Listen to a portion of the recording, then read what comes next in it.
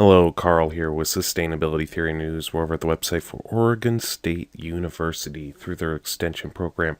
They got a great article on nitrogen, phosphorus, and potassium values of organic fertilizers. Not all organic fertilizers are built the same. You got the age of it. How broken down is it? Is it a rock or is it a powder? Has it been exposed to the rain? Has it been exposed to the sun, to the wind even? What's the carbon and nitrogen ratio? Is there a microbe population? Is it fungal? Is it bacterial? Lots of different factors go into play when trying to figure out what is the chemical makeup, the mineral makeup of an organic fertilizer source. Now, most plants, they rely on, all plants really, the three major ones: nitrogen, phosphorus, potassium. There's also micronutrients, but this one focuses on the big three. Those are what you'll see on most fertilizer packages, in that order too. The first number would be nitrogen, second phosphorus, last one is potassium. So let's go down to their top organic sources of nitrogen. Talk about bat guano, which is bat manure, blood meal, or just blood, dried blood or liquid, crab waste, feather meal, fish meal, which, is feather meal, fish meal, just ground up fish guts, ground up feathers. Same with the crabs, stuff left over after getting the meat. Hair, hoof or horn meal, shrimp waste. As you can see, none of these are vegan. I'm not a vegan myself. You may be a vegan, and if you want to try and grow vegan farmer, I can't really think of much of a natural nitrogen source besides, say, alfalfa. Other plants that fixate nitrogen from the air, like legumes, peas, clover, that sort of thing. Top source, and nitrogen is for perhaps the best chemical for above ground leafy growth. Phosphorus and potassium help with, I believe, flowering, fruit setting, root growth, that sort of thing. Phosphorus moves incredibly slowly through the roots and through the plant. I think I remember like half an inch per day. So you're going to want to amend it in your soil rather quickly, or use a foliar spray. Not a lot of things are water soluble for phosphorus, but bat guano you could probably make a foliar spray out of pretty easily. Phosphate's a rock phosphate, so it won't dissolve in water necessarily, but it will slowly break down in the soil. Now let's talk about shrimp waste, mushroom compost, cucumber skins, burned cucumber skins, also a good source of potassium. Never heard of that before, but it looks like a pretty decent idea. Moving down to potassium, granite dust, green sand, which is a sort of zeolite compound harvested from the ocean floor. I'll do another video on that and other potassium sources. Next up, kaolinite or kaolin clay, which is a type of clay used in industrial compounds, but both kaolinite or kaolinite, granite dust, green sand, azomite, they're powdered rocks, and as such they can be dangerous if you breathe them in. So wear an appropriate mask, do it outside, have lots of ventilation around you. If it gets wet, then it's won't be in a dust form, so it'll be much safer after it's wet and mixed in with the soil. Also kelp, seaweed, sulfate of magnesia, sort of like a potassium sulfate rock, and wood ashes. Now here's where they get to the whole breakdown, the NPK of each. This goes to, say, it's 2.5 parts nitrogen, 0.5 parts phosphorus, and 2 parts potassium. This is alfalfa. It's also a slow release fertilizer.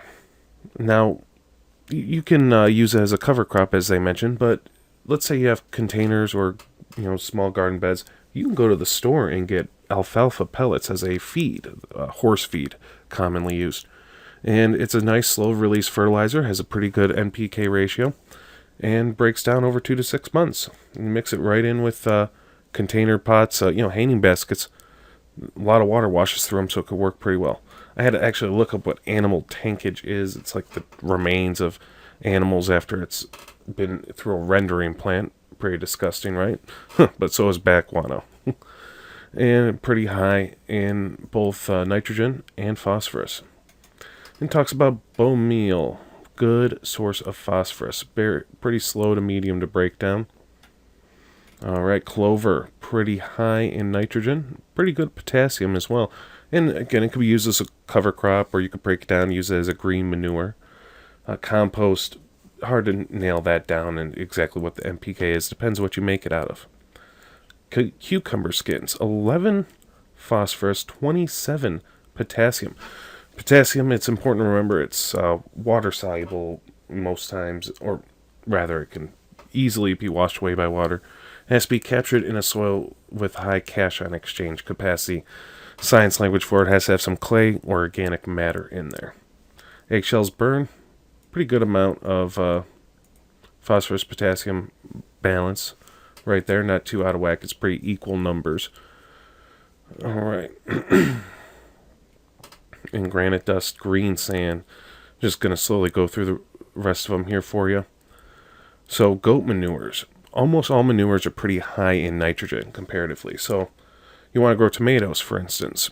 Yeah, use some manures, some chicken manures right up front at the beginning of the growth to get that leafy growth. But tomatoes also need fruit set, so maybe a foliar spray of something with potassium in it would be very beneficial right around the time the flowers start coming in. Or you could just amend the soil with something that's a slow release potassium right up front before or at planting. You don't want to do it too far in advance though, because again, potassium can easily be washed away. It talks about the rock phosphate, very slow, 5+ years to break down. Sawdust can sometimes cause nitrogen deficiency.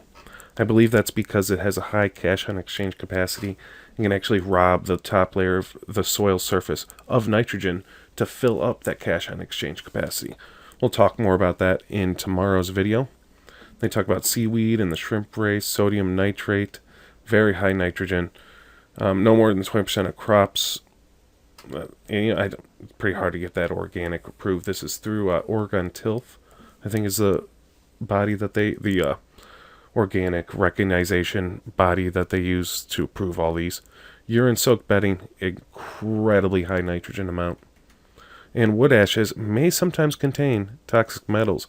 Depends on the wood they are using, where the wood was grown, that sort of thing. If they use starter logs, what kind of materials, or whatever they might burn in those wood ashes for fireplaces or outdoor wood boilers.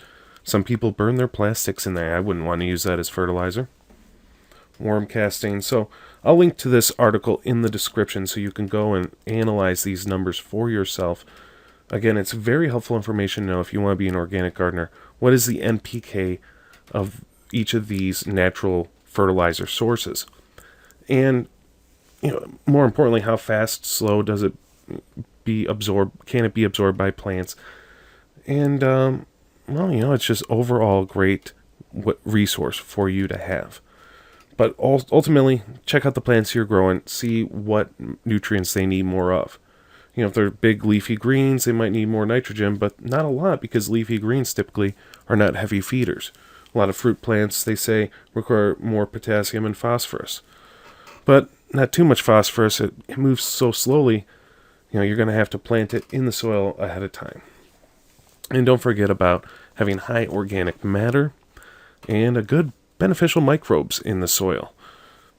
Charcoal is a good home for beneficial microbes as well. So again, link to this article in the description. If you want to see more videos like this, subscribe to my channel. Like this video if you liked it. If you didn't like it, leave a comment below. Let me know why.